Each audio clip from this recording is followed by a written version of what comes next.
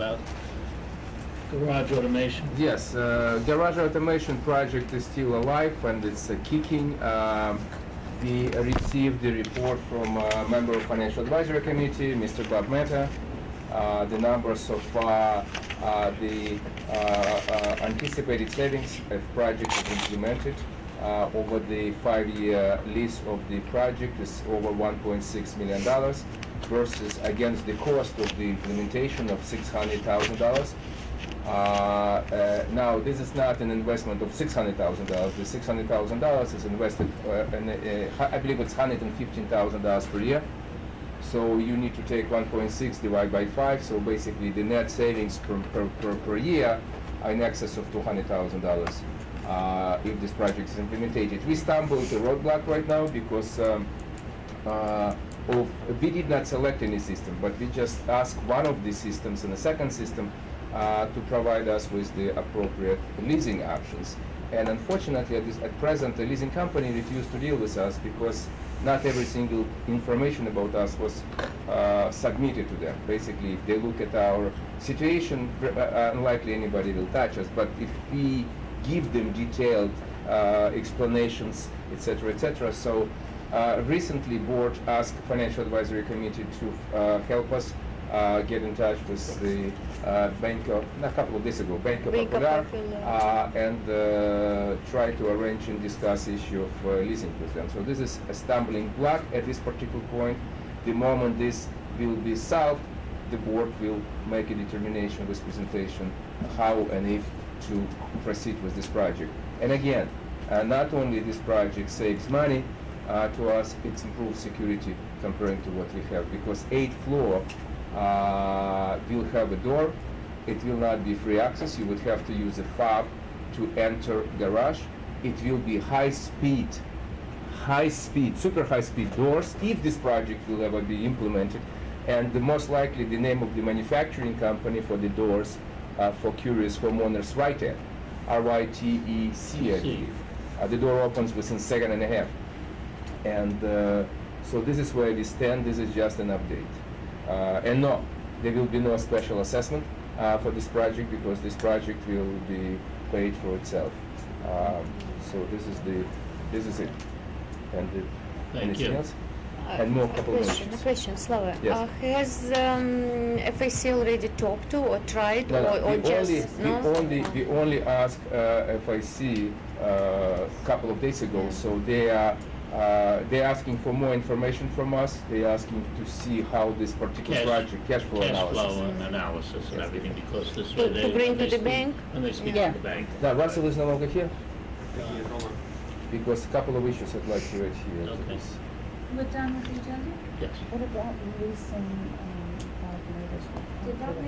No, because it's a draw. Russell, couple of issues here. Richard, Yes. right? Yes. Couple of issues. It's just the issue is the window replacement, pane replacement at the Galaxy. Been wondering many years actually, and recently I started to look into this issue. We are offering a 10 years warranty for the pane replacement, the pieces of glass, the IG insulated glass replacement. We're charging homeowners $100 and we're offering 10 years warranty, but apparently this warranty is not supported by anything but the Galaxy. So if I buy a window today and 10 years later I replace this window because of the warranty repairs for free, association pays for it. We never actually bothered to keep a record of window. It has nothing to do with Cooper Square per se, or you in particular, just the project was always faulty from the beginning. So we need to address this issue, and we need to stop issuing the warranty beyond the warranty of the manufacturing company if there is a warranty. Because if there is no warranty, what is the point? Selling it now and then reselling it's like socialistic state of the Galaxy. It's just like, and then people are complaining that this is ridiculous, significant waste of money. And the second issue is the issue we need to send a letter to unit owners as far as servicing of air conditioners. I thought that this project in practice was stopped, but what we're doing right now, we're cannibalizing old air conditioners, not the new ones, but the old ones, the Singer type, and we're repairing air conditioners of unit owners, sometimes with the old and used parts. This is a ridiculous practice because it just doesn't do anything. And how do we set the price here? We need to get out of the business of servicing air conditioners. There are companies who can do such a thing. We do not need to. I know that you wanted not to do this for GE. That's fine too if we get out, because there is a General Electric. We need to provide a list. We need to talk to unit owners, because I received a phone call of crying unit owner, and the unit was installed and leaking. Nobody's paying attention to me, etc., etc. I called the unit service. Apparently, this unit was not installed by us. It was installed by somebody else. We need to make it clear that there is a warranty. When we buy a car, Toyota, we don't go to Nissan for service. I mean, at least when the warranty is in fact. So we need to make it clear to unit owners that as far as PTACs are concerned, first of all, it's a poor practice because it's a serious liability. If my unit is repaired with the used part from another unit which is 40 years old, first of all, who sets the prices for these repairs? When my father had his unit replaced for new unit, he made a precondition that the unit will be disposed of. We need to charge unit owners by taking their old units because we need to get rid of freon.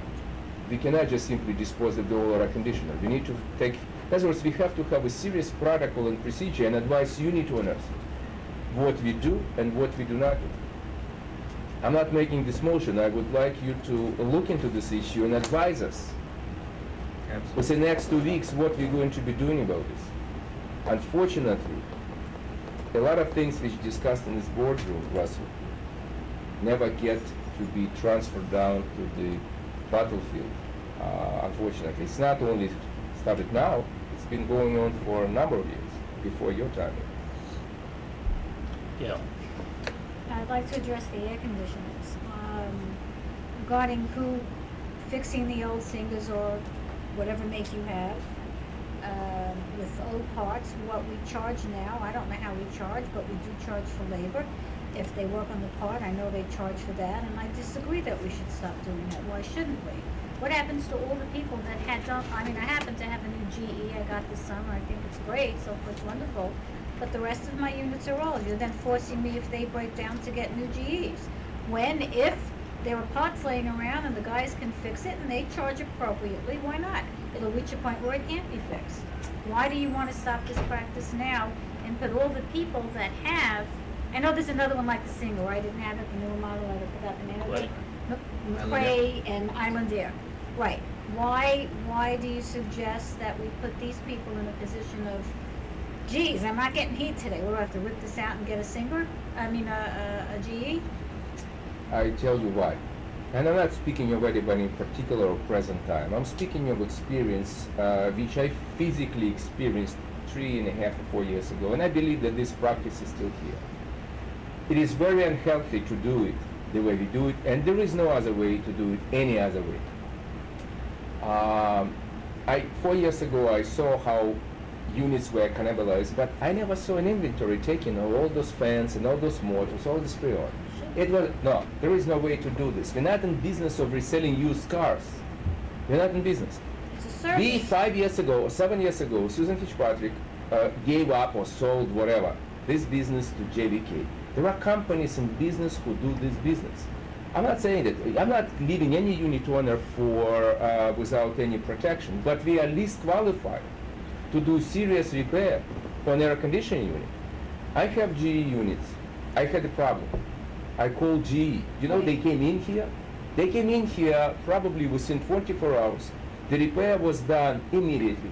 I called to fix my water closet. GTC employee walks to my apartment 4 times because he doesn't have spare parts. And my water closet is not fixed. We don't have a skill set to be involved in fixing old units, and we have no system to control what we charge. What about the annual cleaning that we provide if people wanted to? That's fine. This is just simple, does it? It just says annual cleaning is fine. If you want to be involved in this does not require anything. It just requires vacuuming the unit. Anything Now, else? if you believe that we should be in this business, then the protocol should be established. And so far, we failed over the last 30 years, we never got it. Before you cut something out, we might look into it, and maybe some sort of a protocol might be established before we end it.